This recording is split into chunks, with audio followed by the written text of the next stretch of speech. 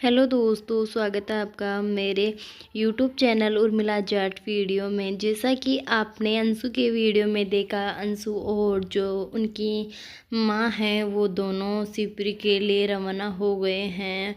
साथ में ही जो उनके दो राजवीर जी और सूरज जी जैसे बेटे धीरज जो उनको लेकर जा रहे हैं। तो अंशु अपने मम्मी पापा के साथ शिवपुरी पहुंच गई है और साथ में ही वो अपने ब्लॉग में बता रही है कि मैंने जिसका जितना साथ दिया उसने ही आज मुझे छोड़ दिया। मैंने उसके खातिर अपने मम्मी पापा को भी छोड़ दिया था। तो वो यहाँ पर सपना के बारे में बोल रही है कि मैंने सपना भाभी का इतना साथ दिया, लेकिन सपना भाभी इतने से दिनों में मुझे भूल गई है और मैंने उनके खातिर अपने मम्मी पापा को भी बुरा समझा था कि शायद भाभी सही बोल रही हो और मम्मा पापा गलत बोल रहे हो। उनके ब्लॉग में वो अपने शिवपुरी जाती हुई नज़र आ रही है।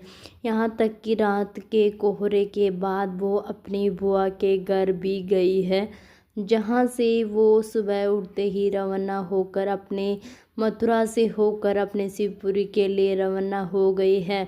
उन्होंने अपने वीडियो में बताया है कि जिसको मैंने जितना प्यार किया वो उतना ही दूर गया है मुझसे। यहाँ तक कि पल भर के लिए उसे मेरी इतनी सीख भी याद नहीं आती।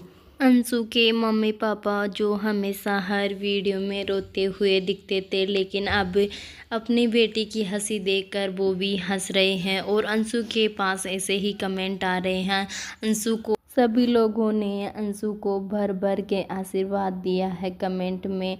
और यहाँ की जो उनके धीरज भाई है उनको भी बोल रहे हैं कि आप राजवीर जी और सूरज जी की जैसे ही आप भी अपना बेटे होने का फ़र्ज लगातार निभा रहे हो और आप दोनों उनके बच्चे हो, अंशु और आप। तो अंशु अपने मम्मी पापा के साथ कुछ दिनों के लिए यहाँ पर रहने आई है और जैसे ही उसकी छुट्टियाँ ख़त्म हो जाएगी वो अपने घर वापस धीरज के साथ वापस अपने घर चली जाएगी। और उनके मम्मी पापा का कहना है कि इस साल की स्टडी ख़त्म होने के बाद अंशु अगले साल यहीं शिवपुरी से अपनी पढ़ाई कर लेगी और हमें भी बहुत अच्छा लगेगा। इस समय सपना के जो सास ससुर है वो काफ़ी खुश नज़र आ रहे हैं, क्योंकि होता है ना एक बेटी का सहारा, तो वो उनके साथ रह रहे हैं तो बहुत खुश नज़र आ रहे हैं और वो पहुंच गए हैं अब शिवपुरी। साथ में ही हम बात करें सपना की, तो सपना के साथ उनके मम्मी पापा और उनकी जो दीदी है वो अभी घर पे रहती है, क्योंकि एक अकेली औरत है तो किसी की भी गंदी नज़र पड़ सकती है। उनके दोनों पति अगर ज़िंदा होते तो किसी की कोई हिम्मत नहीं होती और वह ज़िंदगी अच्छे से चल रही होती, लेकिन अब नहीं है तो उनके मम्मी पापा का साथ रहना भी ज़रूरी है, क्योंकि अकेली तो रह नहीं सकती।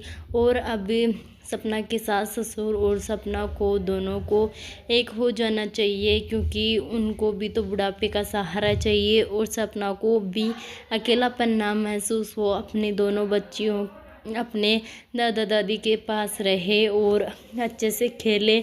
जैसे अंशु उनके साथ रहती है तो वो भी खुश रहते हैं और अपनी दोनों पोतियों के साथ तो अच्छे से और भी ज़्यादा खुश रहे और उनको भी खुश रहे।